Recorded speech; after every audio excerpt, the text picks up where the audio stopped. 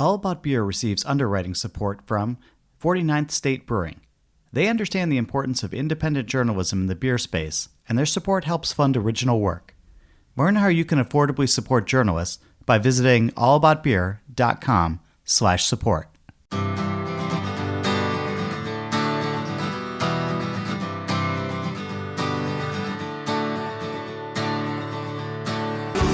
Welcome to Drink Beer, Think Beer, the podcast that gets to the bottom of every pint. I'm John Hall. Before we begin this week, an announcement. If you're headed to the Craft Brewers Conference in Philadelphia, I hope you'll come out to several events hosted by All About Beer. We're going to be doing live podcast recordings on April 20th and 21st from 4 to 6 p.m. each day at the Human Robot Brewery location on North 5th Street. Come out and listen to shows like Drink Beer, Think Beer, Brewer to Brewer, and the All About Beer podcast. Each will have very special guests and unparalleled insight into the brewing industry. Plus, all of your beers are on us. And I should point out that it's not just for brewing professionals. If you're a drinker, if you're a fan of the show and you live in the greater Philly area, come and hang out with us on the 21st and the 22nd from 4 to 6 p.m. I'll buy your beers. Make sure you're following All About Beer on Instagram to get additional details and info on our guests. Okay, on the show this week, it's a conversation with Todd Malloy and Robin Reed of the Glenwood Canyon Brewpub in Colorado. It's celebrating 30 years, and the previous 2 years has taken gold for Festbier at the Great American Beer Festival. They brewed a fresh batch for this year's World Beer Cup, which is currently holding its first round of judging, before it moves on to Philadelphia for the final rounds and the awards, which will be announced on April 22nd. We'll talk about getting a beer ready for competition and how to build an award-winning Festbier. But first, I've been talking about this on the show for a while, and you hear Andy Crouch at the cold open of the shows, but we're able to keep bringing original content to the beer industry and to curious beer drinkers through your support. We've created an affordable underwriting program that is easy on your budget. It helps you get visibility and is an altruistic way to directly fund writers, photographers, and editors. Please visit allaboutbeer.com/support to learn more. Excuse me. When you're at the website, poke around a bit. Read some of the recent articles, peruse the archives, which go all the way back to 1979. Tune into other podcasts like Brew to Brewer and the All About Beer podcast. You won't be disappointed. And you can follow us on social media at All About Beer to keep up with everything else we have going on.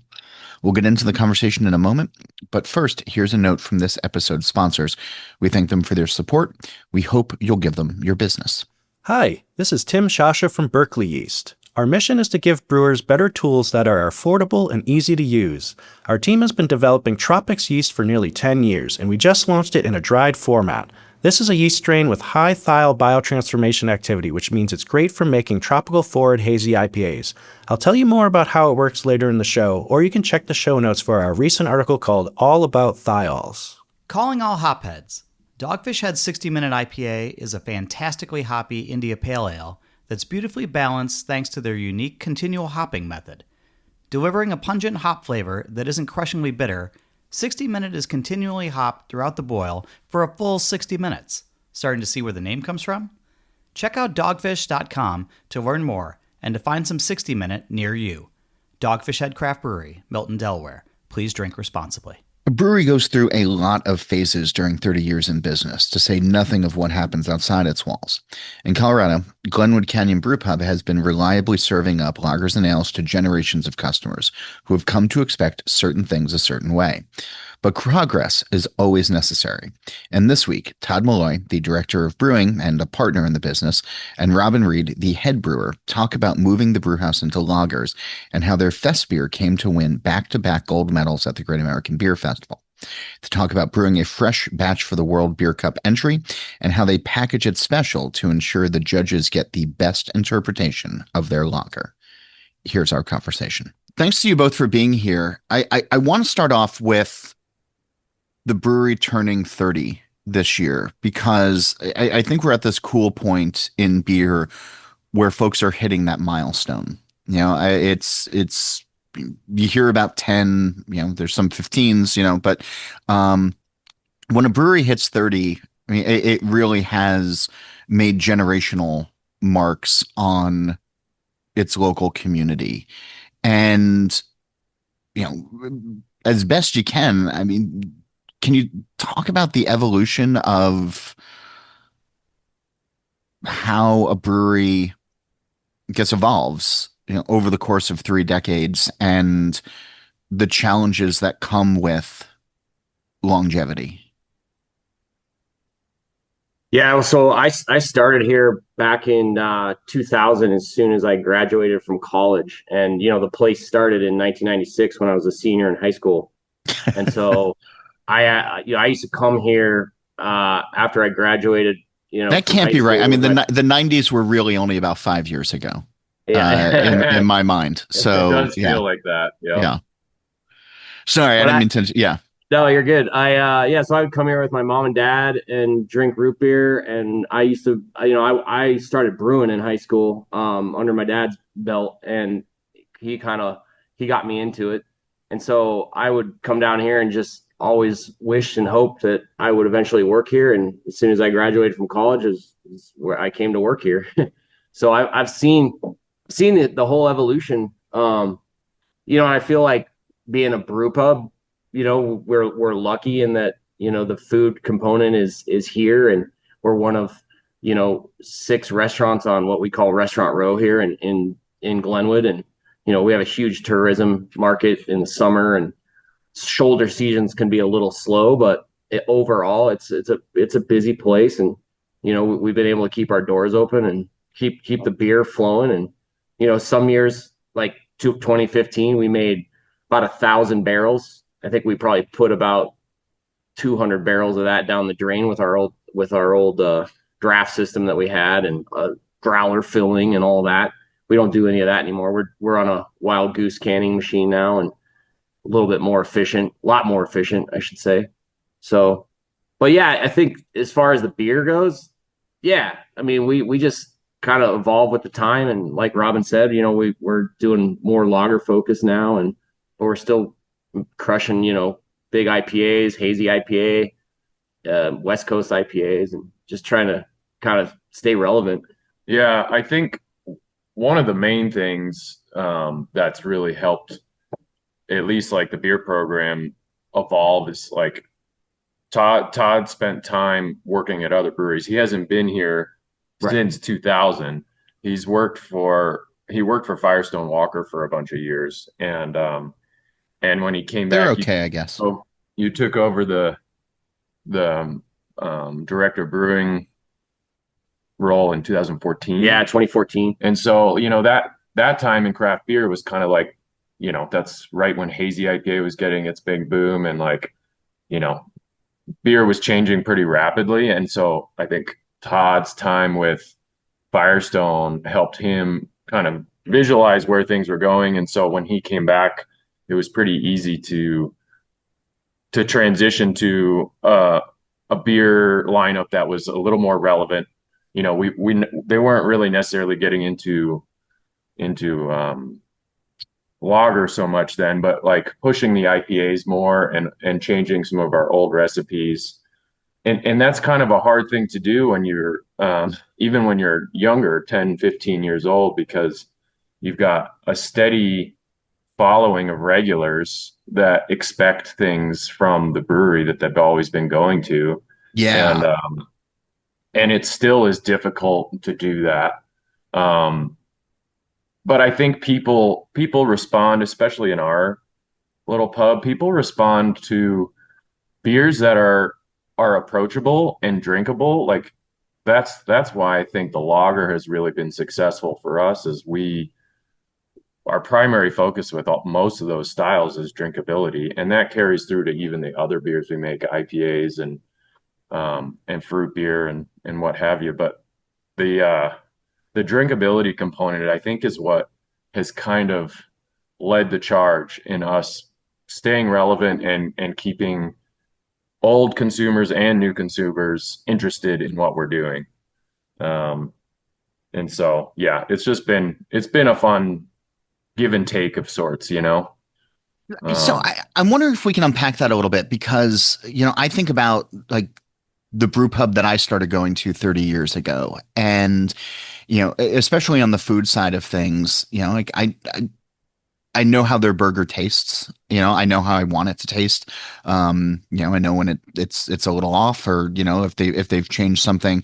And same thing with the beers as well. Like there's this expectation of, I've been going here for 3 decades for a reason, and that reason is because I like what they're doing. But then there's also, you know, do we just go out of habit, and have things gotten stale, and are consumers just sort of letting some certain things slide because owners start letting things slide? And with time, you get, I think anybody gets into ruts over time, or just like, well, that's the way we've always done it, so why are we gonna change that up? But it sounds like you guys have thought about the evolution and making sure you're not alienating the existing customer base, and those who come through on the tourist season, that have made you guys a tradition that they stop at, a family meal every summer when they come through, or like whatever.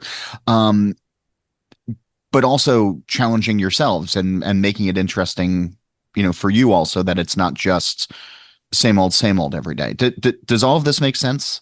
Like, Yeah, no, totally. And I think, the one big thing is, like, I'm the kind of guy that I'm not going to drive the ship, off the cliff. I really give a lot of creative freedom to Robin, and Robin's, he's 10 years younger than I am, and he has a vision for where we're going, and I let him drive that ship. And so he's the one really pushing, the beer program forward. And he has that vision, and so I kind of let that go, and we do have a lot of conversations about, like, my business partner, who's the chef here. Sometimes we cringe at, his menu building and the way he kind of operates things, and we wish we could get a little bit more creative, but he knows the numbers, and so he's a real number watcher, and I think his consistency in that kitchen is where it should be. Maybe it's not where we want it to be all the time, but it's where it should be. And he has, like, a real craveable menu. People come here and they're craving, hamburgers, and he does pizza, and, like, he's got, Best fish and chips in town. Yeah. Yeah, I'd say, we're definitely a restaurant first. I think the food is like the majority of our sales. But people come here for the full experience, and I think that's the food is definitely, like, kind of in some ways, the foundation that's helped us, like, it's allowed us to evolve on the beer side and stay relevant, because people care most about the full experience. And if, like, the food is consistent, and we, as long as we're not making beers that are not pairing well with the food, or veering off into styles that are, like, extreme, that don't go well with food, which we'll do a couple of those a year, just because it's fun, and we have 12 draft lines and we can experiment a little. But, like, for the most part, the beer does need to work and go well with the food. And, like, I think our transition into lager just kind of happened naturally, because there's a lot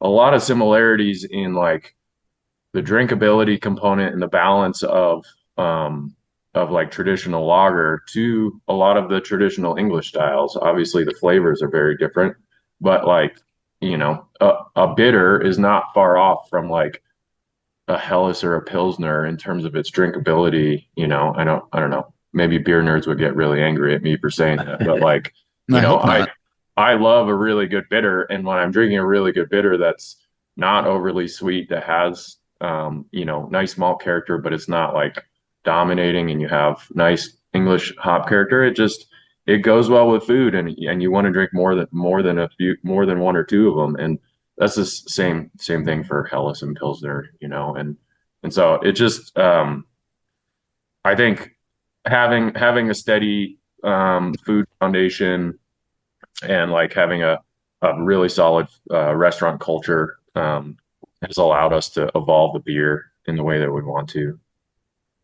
Yeah, and I think that goes back to some of those early tenets, like even going back 30 years of, get people through the door with food, or at least that's the way it was in Jersey, where I am. And, in some other states as well. It's like, like you have to have really good fish and chips. You have to have a really good burger, and then you can be like, oh, and we also make our own beer here.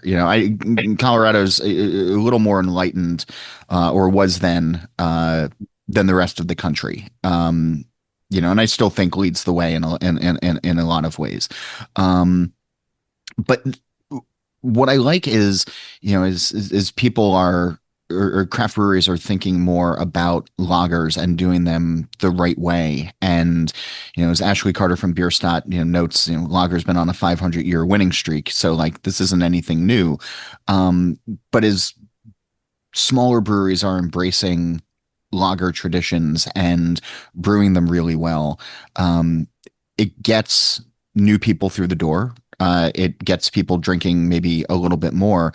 And I think it can also be a gateway to some of those other styles, right? I think about like when I first started coming up on English ales and being able to, move on to lagers or move on to IPAs or move on to, whatever. It was a really nice jumping off point where for a good couple of years it was, hazy ruling the roost. And I've said this on this show before, and I'm not breaking any new ground, but it's hard to get people from embracing a Citra Mosaic hazy right off the bat into something else, to get them to a mile, Totally. to get them to a Helles, to get them to whatever. And so I'm wondering, like, as the lager program for you all has evolved, if you've been able to kind of push some of the English ale, offerings onto folks who might now only know you through your lager program. Yeah, what's funny is like we kind of started going more lager, and we kind of haven't looked back, so to speak, like at some of those like older. So, and we get a lot of requests. We used to brew an ESB that a lot of people come in and they're like, when are you going to brew that ESB again? And we're always kind of like, oh, we'll do it, we'll do it. But we do it maybe once a year if we're feeling it. But we kind of just keep putting our effort towards, more lager beer. Yeah, I think there's also production constraints. Like since Todd took over in the teens, like the focus on quality has really driven like the beer program. Like we have probably, at least from my experience, we have more like lab equipment than we've ever used. We pay super close attention to oxygen and water chemistry, all the things that are foundational for like quality beer. Like that's a lot of things that that brew pubs like us that are 30 years old don't necessarily do. But that's some of the stuff that I think is like helping keep us relevant. And part of the reason why we're not making English ales very often anymore is given our brew house design and the amount of beer that we make annually, it's difficult to juggle multiple yeast strains. And so we predominantly use a house lager strain. And it's a workhorse. It's Berkeley Fresh Ondex, and it's a really solid yeast strain that works really well in traditional lager styles, but we can use it for most other things on our menu, with the exception of those like old school English styles, or like we don't put it in a hazy, obviously, but like a lot of our IPAs are made with lager yeast these days, and we do occasionally use other yeast, but that's just more difficult to do, and the ability to run lager yeast in multiple styles is made it a more efficient process for us and allowed us to focus on the quality. So yeah, not so many English styles. That being said, I like what you said about like convincing the IPA drinker to try some of the lighter traditional styles. And we have a few beers. Our Festbier is a really good example that I sort of think of it kind of backwards in that it is a gateway beer of sorts for folks that traditionally, well, traditional, it's weird to think about this now, but like IPA drinkers that are predominantly focused on big fruity flavors that might think they don't like light lager because they in general associate it with flavors from like macrobreweries or certain, styles from macrobreweries without realizing that the new wave of craft lager is like worlds apart from that. Even though those styles have been around for forever, I think a beer like Festbier is a perfect beer to help folks venture into like Helles or Weichbier or American lager because um, Festbier has a little more flavor. It's a malt forward style, but it has enough bitterness to balance. It's focused on the drinkability, but like someone that might think they don't like lager might enjoy a Festbier or a Vienna lager or something because it's fuller flavored than Helles. It's not as nuanced. I mean, it does have nuance, but a lot of our IPA drinkers will drink Festbier or Vienna lager or something, and then I'd like to think that maybe they're also ordering a Helles or a Pilsner shortly after that. All right, I want to talk about Festbier. I'm going to take a short break, and then we're going to come back and we're going to talk about your very excellent Festbier. Tim here again from Berkeley Yeast. Our Tropics yeast is based on a London ale strain, but we added a new gene to its genome that codes for a unique thiol-releasing enzyme. The enzyme converts the precursors in barley to free thiols that smell and taste like passionfruit and grapefruit. It's super clean. No off flavors like burnt rubber or other sulfurous notes, just tropical aromatics. You don't have to do anything unusual either, like mash hopping. Just pitch dry Tropics and supercharge your hazy IPA. Calling all hopheads. Dogfish Head's 60-minute IPA is a fantastically hoppy India Pale Ale that's beautifully balanced thanks to their unique continual hopping method. Delivering a pungent hop flavor that isn't crushingly bitter, 60 Minute is continually hopped throughout the boil for a full 60 minutes. Starting to see where the name comes from? Check out dogfish.com to learn more and to find some 60 Minute near you. Dogfish Head Craft Brewery, Milton, Delaware. Please drink responsibly. Hey friends, this is Andy Crouch at All About Beer. Let's take a second to thank our friends at Human Robot in Philly for their support of All About Beer. As one of our newest underwriters, Human Robot shows that it loves great words and pictures about beer as much as 10-ounce milk tubes of Czech-style Mliko pours, something they invented. With their focus on classic styles and most importantly great lager beer, Human Robot has understandably made a great name for itself. Join me in celebrating their luscious lagers and fine ales. And also, join Human Robot and the more than 25 other sponsors as part of the All About Beer community. All right, we're back with Todd and Robin. We are talking Festbier, and this feels weird to me in April to be talking about a Festbier that we can be drinking. I mean, some people are drinking it now. Some people will be drinking it in a few weeks as part of your anniversary. Why are we talking about Festbier in early April? Yeah, for us, it was the main reasons were the 30th anniversary party. We wanted, it's one of our most popular beers. I think the mystique of Festbier is partially because it's a once a year thing in the fall, but also the fact that we've won a couple of medals for it.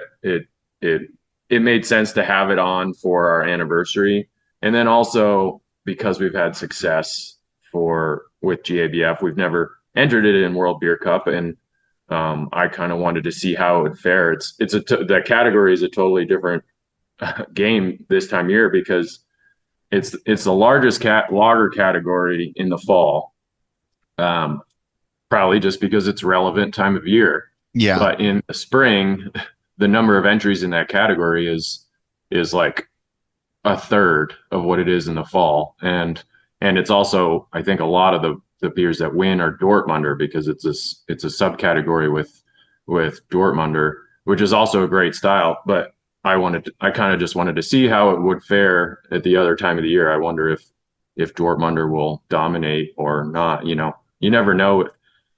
With the competition world, it's a little bit strange. You always wonder if there's any like bias like that, like seasonal bias. Like if a judge is going to see a Festbier on the table next to 6 Dortmunders and immediately think, oh, well, that's not the right time of year. I'm gonna, Yeah. hopefully that's not happening, but you don't know. But yeah, we wanted to enter it, see how it would do, and also we don't enter World Beer Cup every year. We don't go to CBC every year, but this year we are going, and so we wanted to enter some beers, and so that was the main driver. That's why we have it on. So back-to-back gold wins at GABF. GABF. Yeah. Yeah. I mean, that's got to feel good on a lot of levels. So let's talk about building a Festbier and the approach that you all have, into this, because, it's, some people say like, oh, it can vary from year to year. And, I mean, you can follow a recipe and, it can be taste and judge's preference and all of that. But back to back, like that's big, like that doesn't happen for a lot of beers. I can think of Alaskan smoked porter. I can think of Allagash white. And I can think of, maybe a handful of others as we continue talking, but like that's rare. So what goes into the construction of your Festbier? I think one of the big things is like the foundation, right? And like we've made some really killer lagers over the years, and obviously like the lager competition game has changed quite a bit. But I think we're really lucky in really the foundation of beer, and that's our water here in Glenwood Springs. Like it's just like so fitting for Helles, Festbier, these kind of Munich style lagers. And so I'm not going to talk too particularly. Robin might want to about kind of what are the water chemistry, but I can get in big trouble on that talking water chemistry because I'm not a chemist. Okay.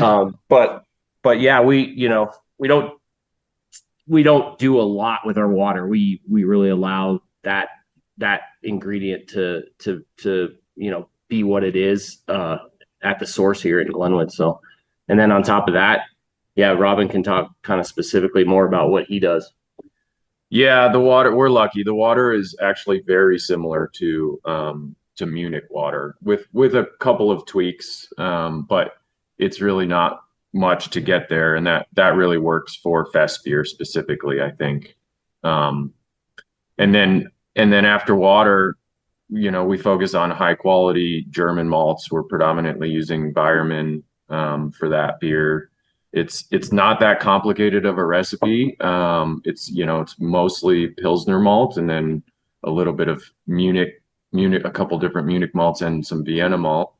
But we unfortunately don't have the ability to do any kind of decoction. So our approach to most of our lagers, where we're looking for more developed malt character, is the utilization of various Munich and Vienna malts to layer in different bready, toasty, sourdough bread crust kind of characters.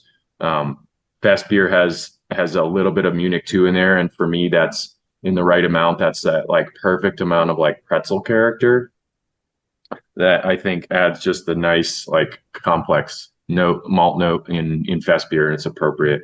And those are characteristics that I think you could probably achieve if you had a lager purpose-built brew house and you could do decoction or whatnot.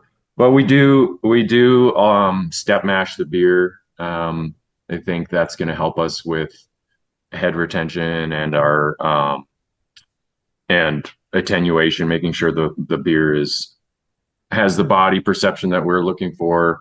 And our Festbier definitely leans, I think, more traditional. And that was like a interesting thing because our Festbier in the past, before I came on, was a little more malt forward, a little fuller, sweeter, like maybe more what you would consider American Oktoberfest to be.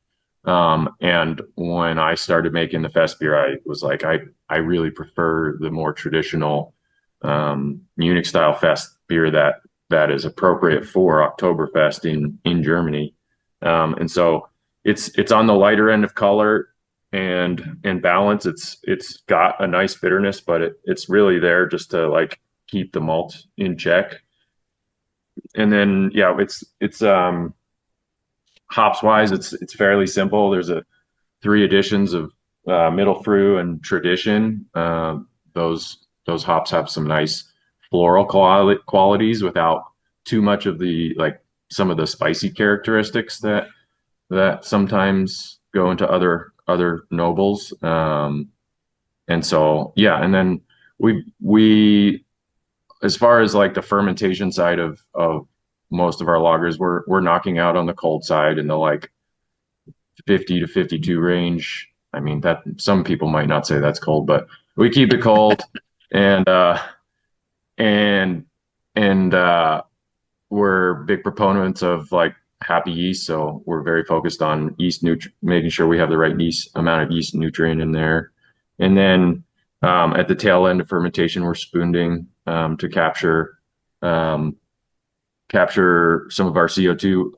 That's interesting because we're the yeast we use does have a slight like sulfur spike, but if you are fermenting at those colder temperatures and you wait towards the tail end of fermentation, basically 1 to 2 Plato pre-terminal, the sulfur has dissipated just enough, and we can spoon it and capture some of the sulfur without it being too farty. And then we let it finish out, slow crash it, and then rack it into a lagering tank, a conditioning tank. We don't have horizontals or anything like that, but we do have tanks dedicated for lagering, and we lager this beer for 5 to 6 weeks, depending on our production schedule.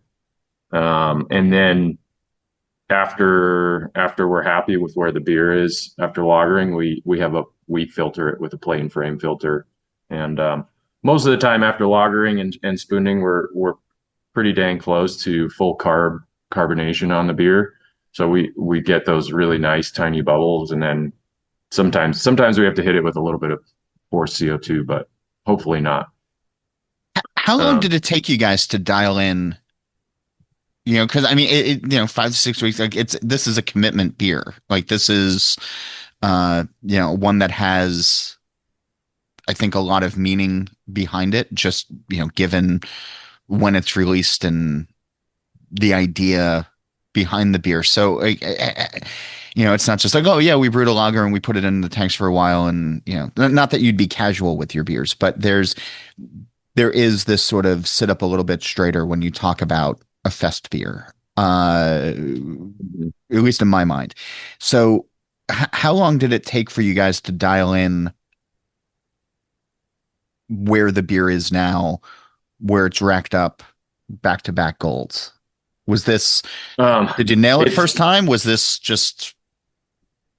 Not completely. It is hard to do that because it's a beer that we only have historically brewed once a year. Yeah, that's yeah. It is kind of an amazing feat, really, if you think about it, because I feel like a lot of breweries that are entering this beer probably are on the larger scale. They're able to actually even blend beer to get to flavor perception. And we're literally like, okay, looking at the calendar, like this is the date for submission. This is the date we got to brew it to get this many weeks in fermentation and maturation, and we brew it once, and yeah, it is kind of an amazing feat, really, thinking back at it.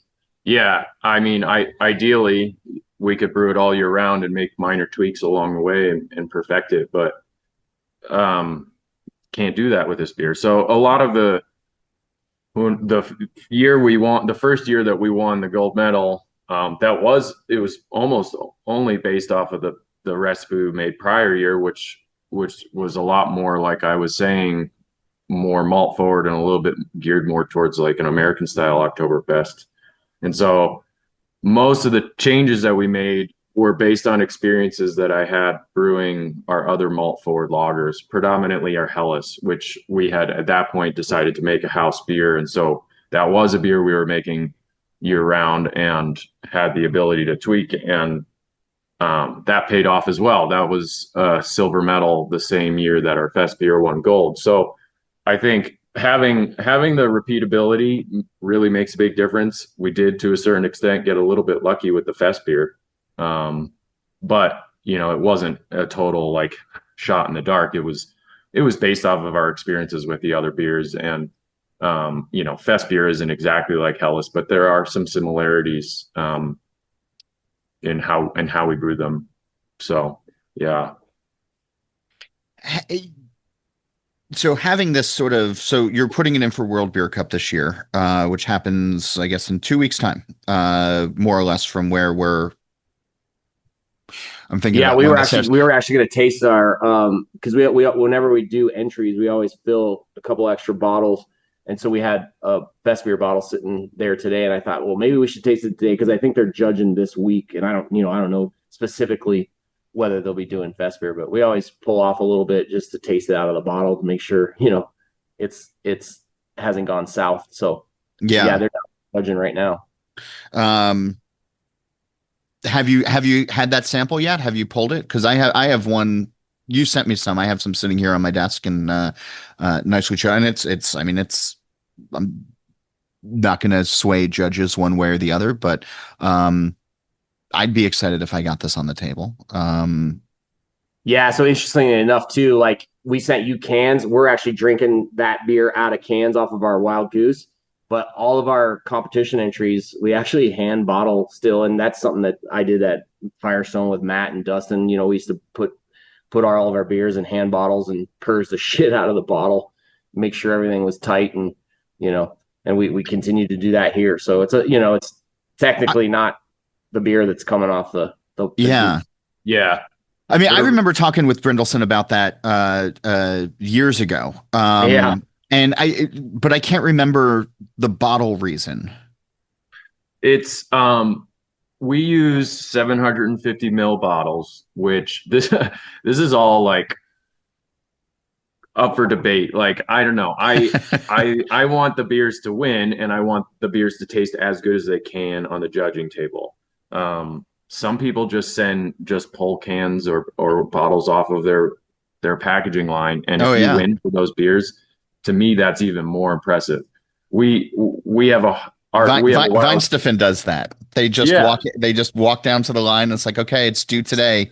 Here it is. And and it's complicated process. I mean, like I've had, like I said, like Todd said, we have extra bottles that we filled when we were bottling for competition. And I've had a beer out of one of our competition bottles that I thought didn't taste as good as it did on draft or out of our cans. And it's like, it's complicated, but the main idea is that we're focused on controlling oxygen. And obviously we purge our cans, but it's not a counter pressure filler. It is probably, I mean, based on what we've tested, we're picking up a tiny bit more oxygen in the cans than we are in our bottles. And our hand bottling machine tool is a counter pressure bottle filler, and so we can control oxygen much more easily on that. And then we use a larger format bottle because when beers are being opened, if they're sitting on a table for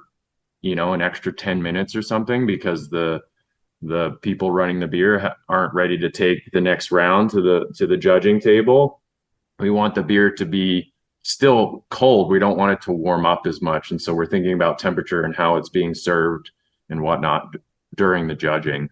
Those are all super. Yeah. And I think there's also that sort of surface area to volume ratio when you get down to oxidative stress. So the larger, 750 may or may not be better. I don't know. I mean, it's worked for us. So we're sticking with it. Yeah.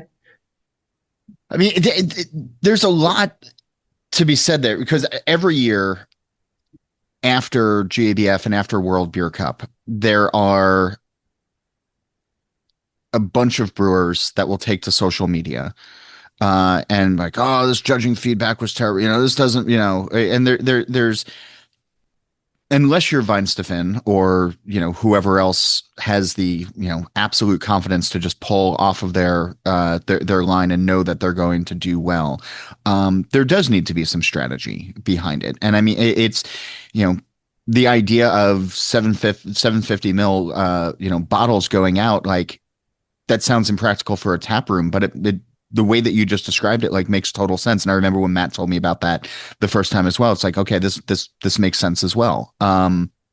And it's, Yeah. like you have to, if you want to show up, you have to be thinking about, your beers and how they're going to present, after travel and not just in the tap room itself. And, I mean, I've seen some beers do, really well when they're closer to home. And I think that's been a large complaint about GABF in the past is Colorado brewers have a, unfair advantage is the word that I've heard thrown around. I don't know if I always agree with that, but if your beers are going right up the street versus through FedEx, across the country is going to be issues. But Firestone Walker is another example of that. Of they're also going to Colorado and they're doing well for a reason. So just brewers that are entering, there's a lot of logistics to think about, and I like the way that you guys summed that up. So thank you for that. Yeah, and you've probably heard the adage too that I mean, it really does come down to it is a packaging competition. I mean, obviously the liquid in there has to be superb up to the package, but boy, I've had a lot of really good beers at good breweries, and maybe they didn't handle it with kid gloves, and it went into a package, and then boom, it didn't fare well at the table. So yeah. When you guys think about World Beer Cup as well, and just it's a different judging palette. There are, I don't know the breakdown of international judges this year versus other years. There are notorious. There's been instances in the past where there's some beers that we all think are world class that don't rank. What I'm thinking of is Allagash getting silver and no gold being awarded at World Beer Cup back in Minneapolis 4 or 5 years ago. And there's a couple of European judges who are just like, no, this is not traditional. And it's like, yeah, but it's Allagash white. Like it's yeah. How is that not a benchmark? Yeah. But there's certain things where globally there's palate shift. When you guys have been tasting this all along, like, do you feel this is international? Do you feel like this is going to speak to some of those European? Like, you can hope, but like, is there something about this one where you guys are like, okay, this, I think we have a shot. Like, I feel like this is international ready. I think that's why this particular beer fares well, is I think it toes the line perfectly between what drinkers that might perceive what traditional authentic fest beer should be, and what I don't want to place judgment here, but what some American palates might perceive as traditional. Mm-hmm. It has a richness in the malt and some of those more complex characters that might get associated with more closely with American style, but it by no means is a sweet beer, and it still is towing the line towards lighter on the, as far as style guidelines go. So I think that's why it does well, because an international judge might taste it and be like, that tastes out of what I've had at the actual Oktoberfest. I personally haven't been to Oktoberfest, and so I can't speak to exactly how those beers taste when they're there. But like, I think it's close enough that as far as the guidelines go, that it probably hits home for those judges. Hopefully, that's my idea. But it also has enough complexity that someone that is used to an American style will be like, yeah, that tastes right for Oktoberfest. Are you all able to put? It's been a while since I've judged one of these types of competitions.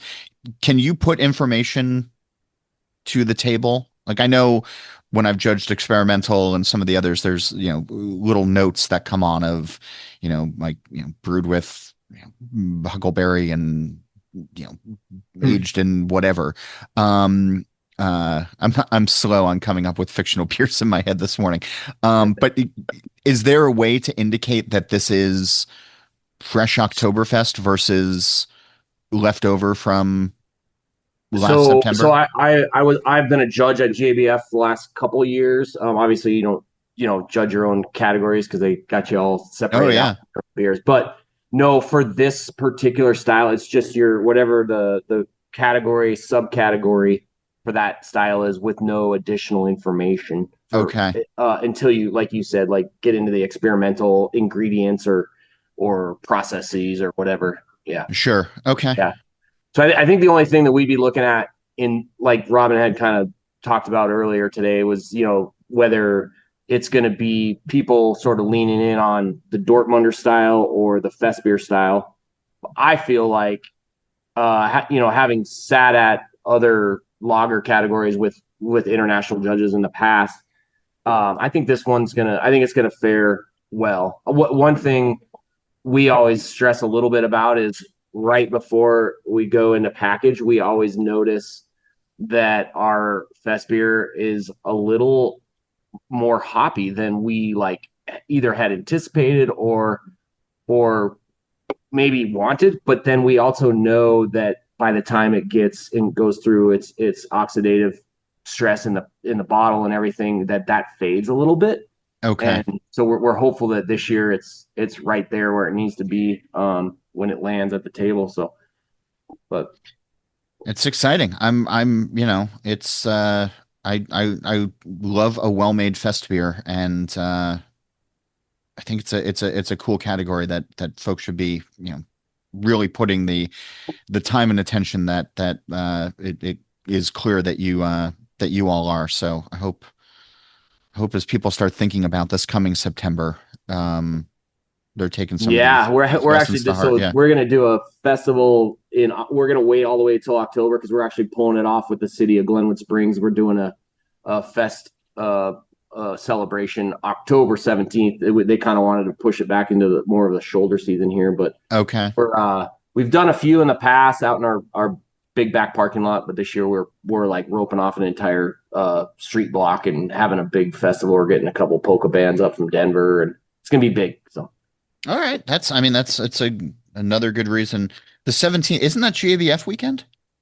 no, it's the next weekend. The weekend after. Robin and I are going to be dragging down there because we're actually going to do that this year at Okay. the pavilion down there, and then we got to get back and start getting everything organized. Okay. All right. So a good reason to stay in Yeah, another Colorado week. for just tack on another week. Yeah. Yeah, why not? I mean, maybe pour some Oktoberfest at GABF. Oh, we will for sure. Okay. We're gonna make two whole batches this fall, so we'll have a whole batch basically to serve here, and who knows? I mean, knock on wood, fingers crossed, you get that third one. Oh That'd man, be real big, right? the the Festbier hat trick. Yeah. The so just staying with this for one more question though, because I believe we can look to you as leaders now in this category. What is one or two things as brewers who are listening that you'd suggest they take to heart before they make theirs this year? I mean, there's definitely more than one or two things that I would say to that, but I think like a lot of traditional German styles, your water chemistry really matters. I think that is the foundation of the balance of the beer.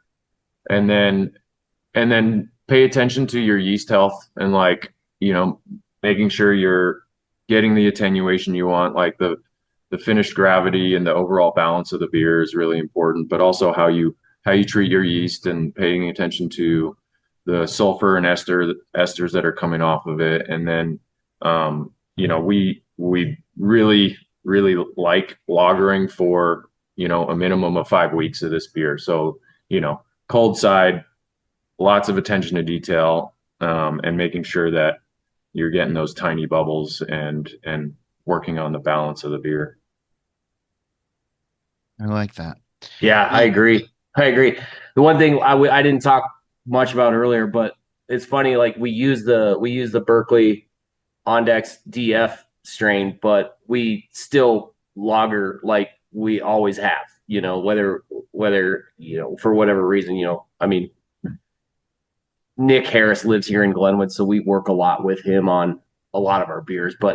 And we've gone with Berkeley pretty much exclusively. But the we still do the same things, even though we know it's diacetyl free. We'll even test it occasionally just to make sure he's doing his job.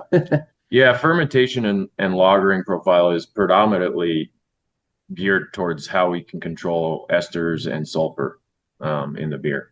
So, those little things matter. Before I let you both go, I've been asking folks on the show, gosh, for forever now, the green door question, which the premise is on the TV show The Good Place. In the final season, they introduce the concept of the green door, and the characters can walk through it and be wherever they want, doing whatever they want. So if we had a green door on our plane of existence and you could each walk through it and be at any pub or any brewery anywhere in the world, where would you want to go?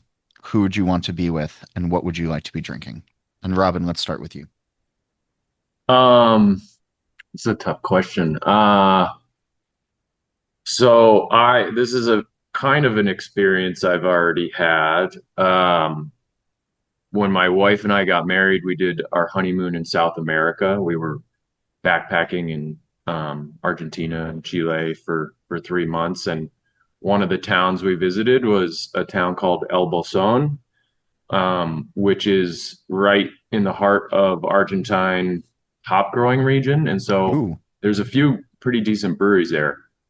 And one of the things we did while we were down there, there's all these they call them refugios, but there's all these high mountain huts that are up in the mountains outside of the town of El Bolson. And most of these huts make their own beer, which is super unique given their location because they're only accessible by trails. I mean, maybe some of them have like rough dirt roads that they can get a vehicle up to, and not all of the beer is really top notch.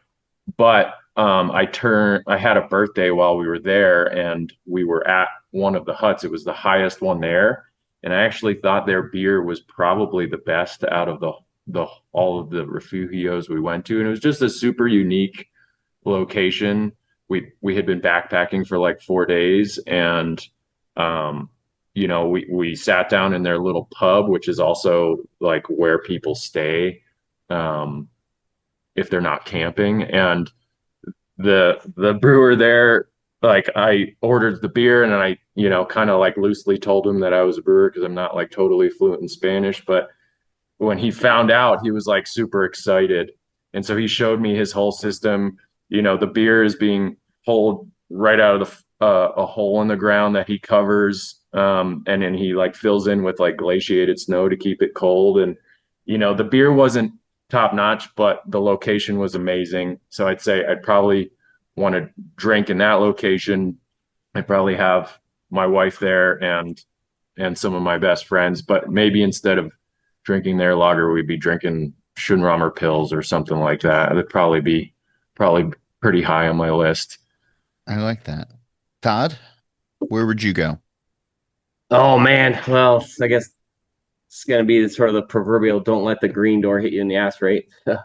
um, I I don't know, having had that opportunity to go out to Firestone, and then kind of finding my way back.